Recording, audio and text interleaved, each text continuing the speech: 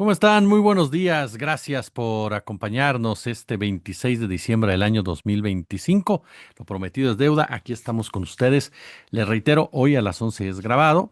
3:30, 20:30, 21:30. Estamos pues tomándonos unos días, ¿no? Digamos así de descanso. Pero no lo estamos dejando sin su contenido.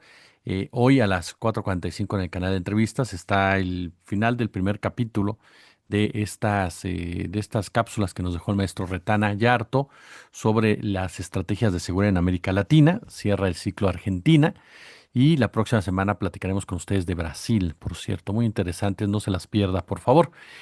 Oiga, pues a ver, hay un trabajo del diario Milenio que me llamó mucho la atención, la verdad, y lo voy a tomar de referencia para platicar con ustedes.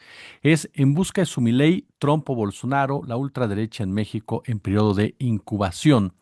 Es una nota de Pedro Domínguez, no como tal, y está basada en unas declaraciones que hizo Mario Santiago, investigador del Instituto Mora, quien asegura que la derecha mexicana continúa buscando dónde arraigarse, tal y como ocurrió en el resto de América Latina. Bueno, ese es el tema por el cual me llamó la atención y es un tópico que hemos tocado ya en diversas oportunidades, tanto en materia editorial con su servidor, como con voces mucho más expertas, más conocedoras, como Juan Carlos Monedero, como Elvin Calcaño, como por supuesto Carlos Maldonado, los propios narrativos, ¿no? Fede Bonazo y Ricardo Valderas lo han tocado también en otras oportunidades. En fin, lo hemos estado abordando por la trascendencia que tiene. Y es que es cierto.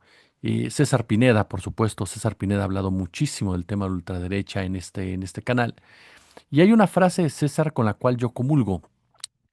Hoy la ultraderecha puede darnos risa, ¿no? Esa es la realidad. Pero tarde que temprano puede darnos terror. A diferencia de lo que pasa en España, en Argentina, en Ecuador, en Honduras, en Estados Unidos, en Italia, en fin, en todas estas naciones, El Salvador, eh, la ultraderecha en México va muy atrás. Esa es la realidad. Y va muy atrás por diferentes razones. La primera de ellas porque nuestra nación fue gobernada por Andrés Manuel López Obrador, quien entendió perfectamente el timing político. Supo arrebatarle sus principales herramientas de poder, como fueron el poder judicial y el poder mediático.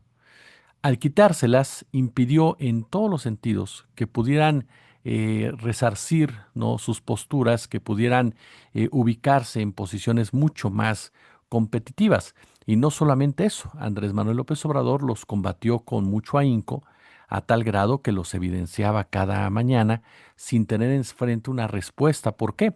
Porque la derecha mexicana en ese momento, la oposición mexicana en ese momento, pues era una oposición tramposa, una oposición vil, una oposición deleznable, que no está acostumbrada a pelear, que no está acostumbrada a disputar, que está acostumbrada a saquear, que está acostumbrada a hacer fraudes, que está acostumbrada a manipular. Por lo tanto, cuando se toparon con un liderazgo auténtico que desde el poder los enfrentó, pues no tuvieron la mínima capacidad de reacción, porque aparte de todo, sus principales operadores pues eran personajes sumamente mediocres.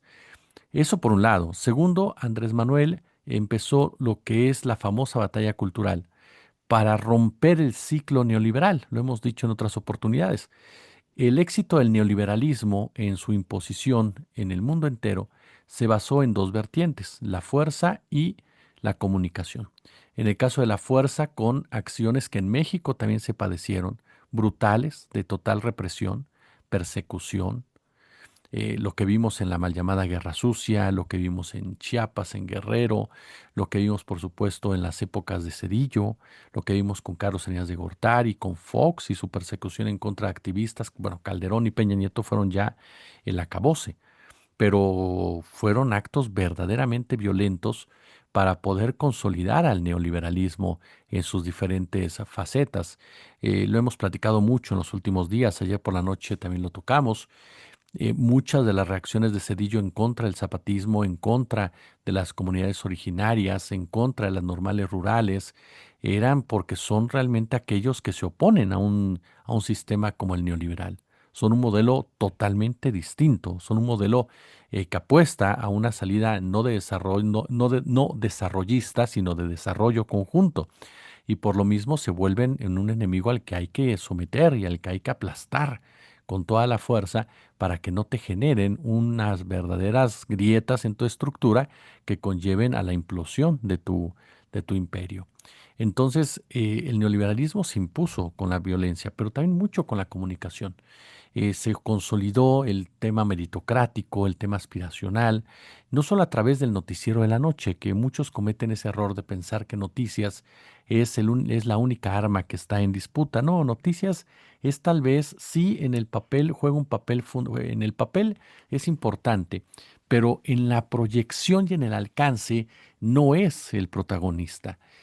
Tienen mucha mayor difusión, mucho mayor rating, si lo quieren ver así, y lo vemos tanto en la arena digital como en la arena tradicional, pues programas de deportes, programas de chismes, programas de entretenimiento, telenovelas, series, películas, y ahí fue donde el neoliberalismo se insertó. En el caso concreto de México, TV Azteca y Televisa jugaron un papel determinante en ello. Hay un excelente análisis del maestro Fernando Buenabad en La Jornada, en donde habla, por ejemplo, del papel de Televisión Azteca. Televisión Azteca, quien no fue un emprendedurismo como tal, que no fue una inversión con el afán de democratizar los medios, que no fue un movimiento empresarial para crear un holding en ese marco, que no fue una acción llevada por un visionario que quería crecer su fortuna de manera corporativa. No, fue literal, ¿no? Literal, un movimiento para consolidar el poder, porque TV Azteca entró a reforzar el discurso, la narrativa que ya tenía Televisa bajo su manto y ante la falta de credibilidad que comenzaba a enfrentar Televisa. Entonces, en ese momento aparece Televisión Azteca con la tarea ineludible de hacer lo mismo que Televisa, pero con un rostro más joven, en cada una de sus facetas. Y así fue. El discurso de Televisión Azteca siempre fue un discurso tramposo, un discurso en sus diferentes ramas que respondía directamente a la línea trazada no solamente por el gobierno mexicano, sino por el poder económico. Y de esa forma, con las dos televisoras a tu favor, con los alcances que tienen, con estaciones de radio, con la prensa, pues por supuesto que el dominio de la mayoría de una sociedad fue contundente.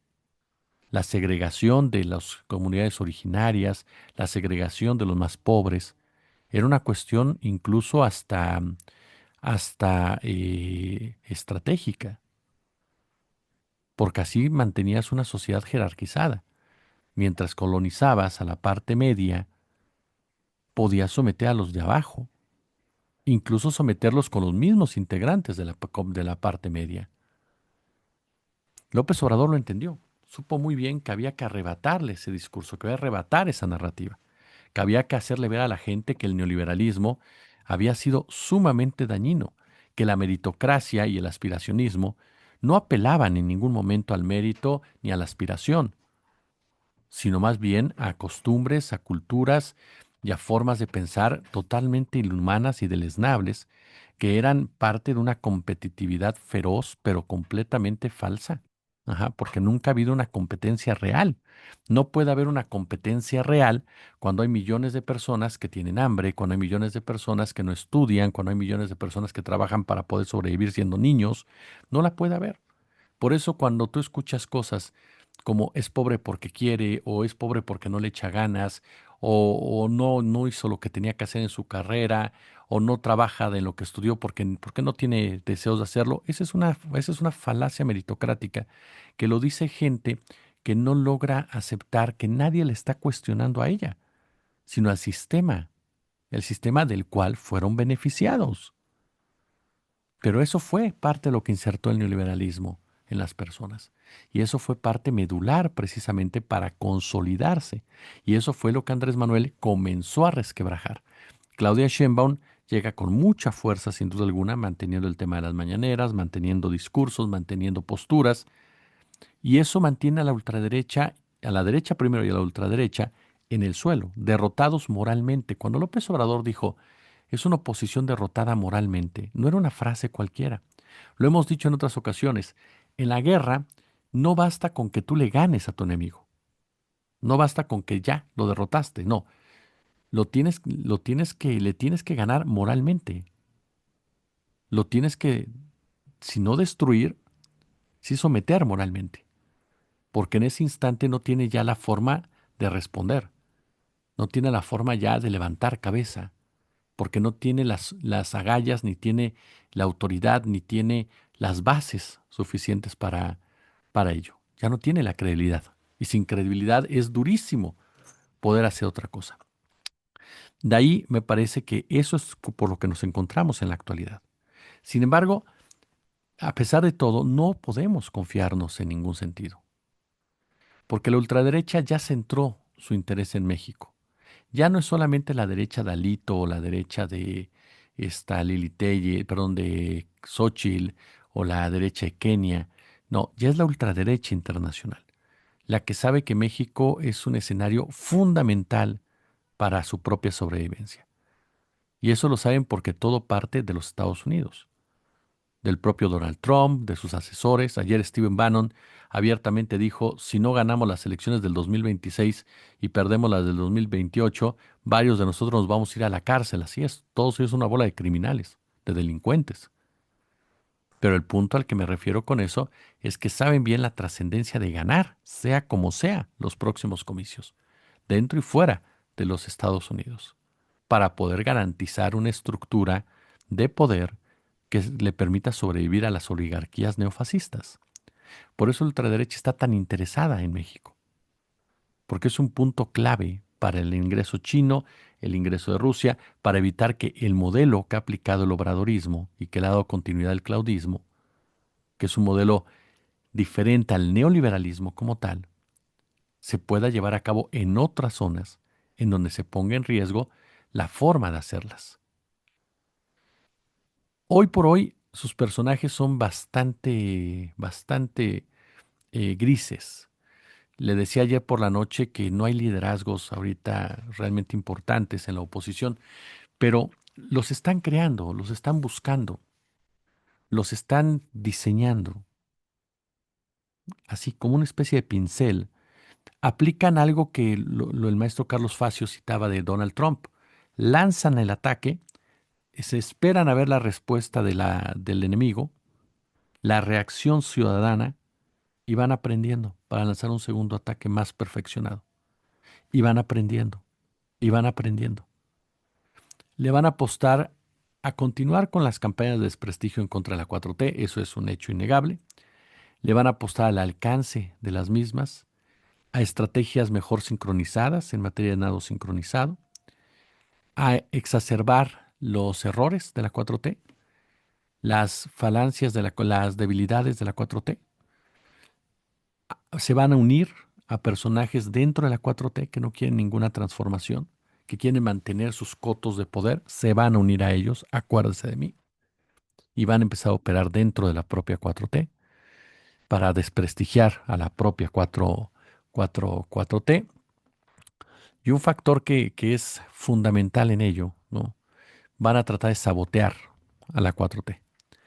Yo se los dije hace algún tiempo, Salinas Pliego, y varias personas me lo han comentado, Vane Romero, Carlos Maldonado, gente que yo admiro mucho, que Salinas Pliego se ha movido en el terreno político más para no pagar impuestos que para otra cosa. Yo sigo insistiendo en que va más allá del simple pago de impuestos o no, que ya se metió al tema político como tal. Y uno de los brazos que tiene Salinas Pliego o los intereses de Salinas Pliego es el Partido Verde Ecologista de México. A eso me refiero con pactar con los que ahora están con la 4T. Amén de otros morenistas que también son bastante cuestionables. Caso de Aces, Monreal, Adán, en fin. Y en el caso, pero el caso del Verde hay que tenerlo muy, pero muy checado, porque el Verde puede tomar decisiones que efectivamente atenten con las reformas, atenten con acciones, con cambios, ¿no? Y tienes del otro lado a Donald Trump que buscará socavar tu soberanía, que buscará socavar tu independencia, que buscará socavar tu estabilidad y con ello tu credibilidad. Y por este lado tienes a un empresario de medios de comunicación que tiene los alcances suficientes con un banco y tiendas en todos lados para hacer campañas en tu contra. Entonces tienes un escenario propicio para articularlos de mejor manera. La ventaja, ¿cuál es hasta ahora? Que Salinas Pliego tiene cero, cero, así es, cero posibilidad de ser presidente de la República. No tiene carisma, no tiene empatía, no tiene capacidades políticas, no tiene capacidades oratorias, no es alguien que te convenza con el personaje del tío Richie, sino todo lo contrario, incluso eso ha fracturado a la propia derecha. Entonces, esa es una de las grandes ventajas, pero van a aprender.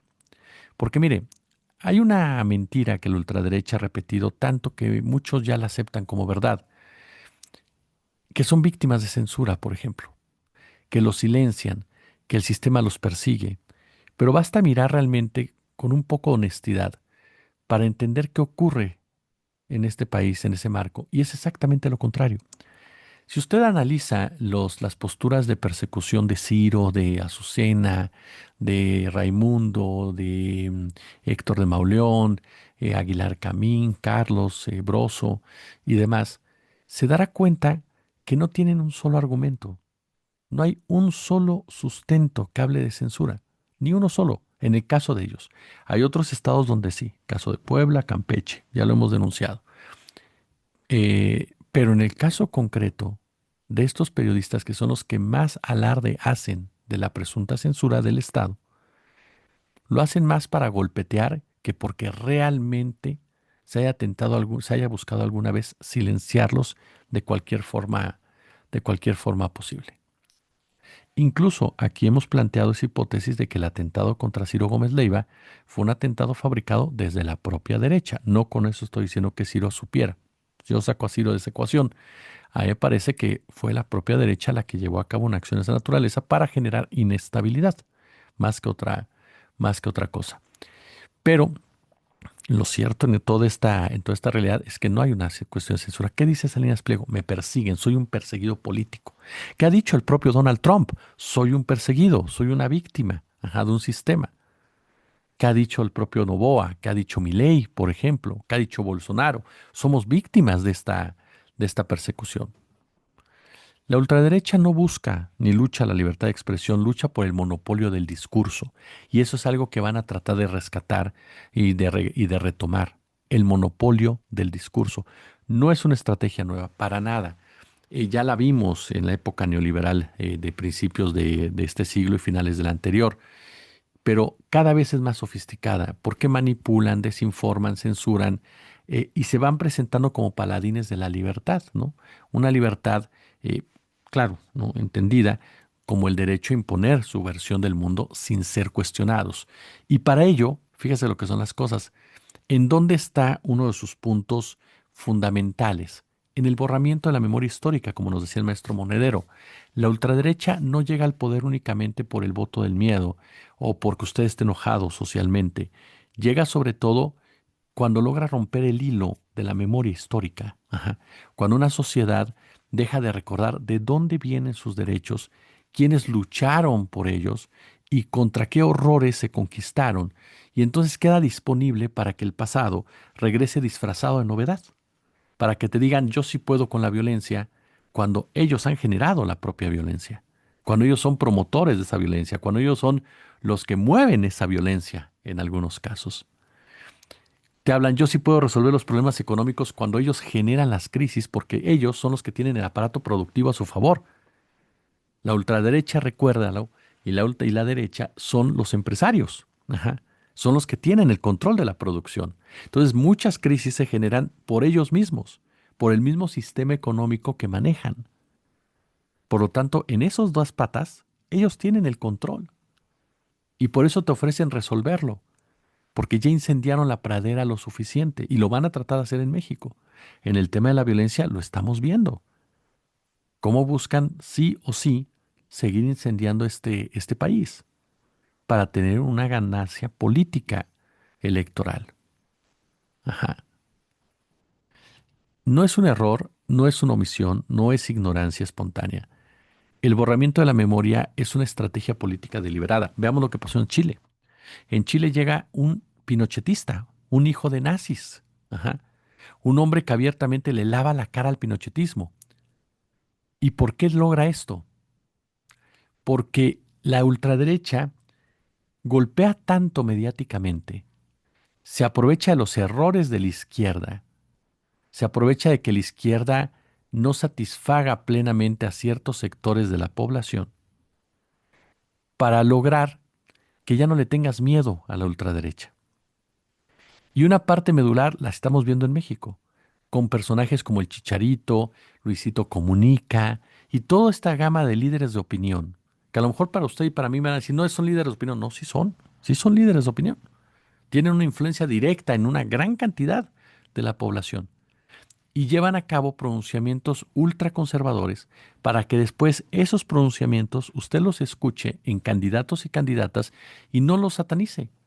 Y diga, pues es normal porque mi ídolo, mi cantante, como el caso Molotov o el caso de otros grupos o artistas, pues ya lo dijo. Ajá.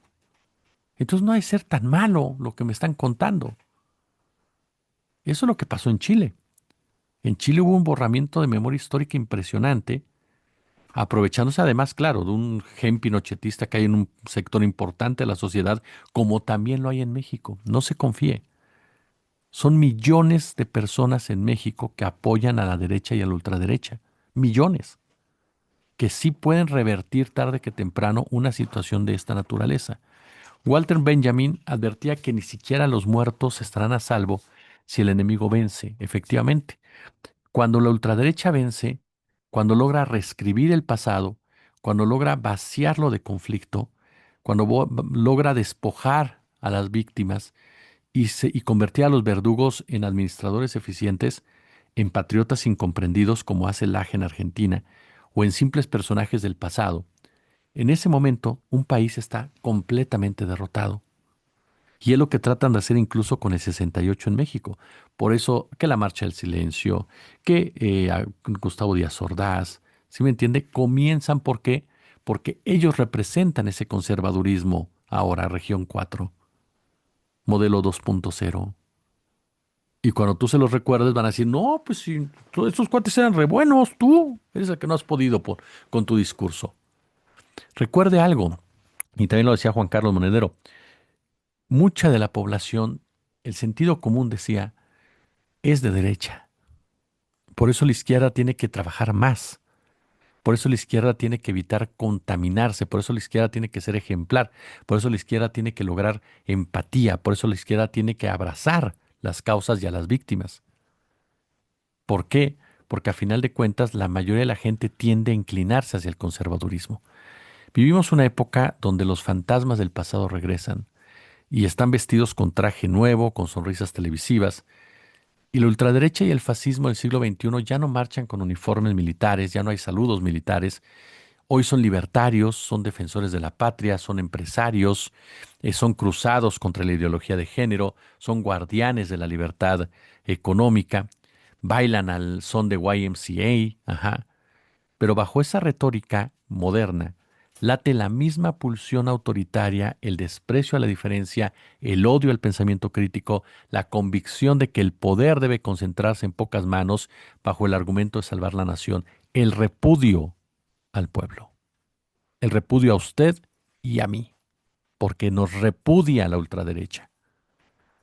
La ultraderecha no nos quiere ni nos va a aceptar nunca porque para ellos somos desechables. No estamos ante una coincidencia. España, Argentina, Estados Unidos, Honduras, Chile, México forman parte de un entramado ideológico transnacional. Me pongo el casco de aluminio para concluir, se lo digo.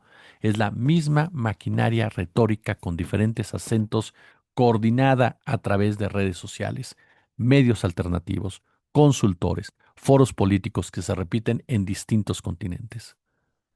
El neofascismo de hoy no se organiza en los parlamentos, se organiza en los algoritmos. Y ahí es entonces donde tenemos que tener mucho cuidado, porque se lo digo, en México están viendo cómo se vertebran, en México están estructurándose, en México están viendo, como decía en la entrevista de Milenio, en dónde comienzan a agarrarse. Y hay que tener cuidado, porque incluso dentro de la misma hegemonía de Morena y de la 4T hay traidores.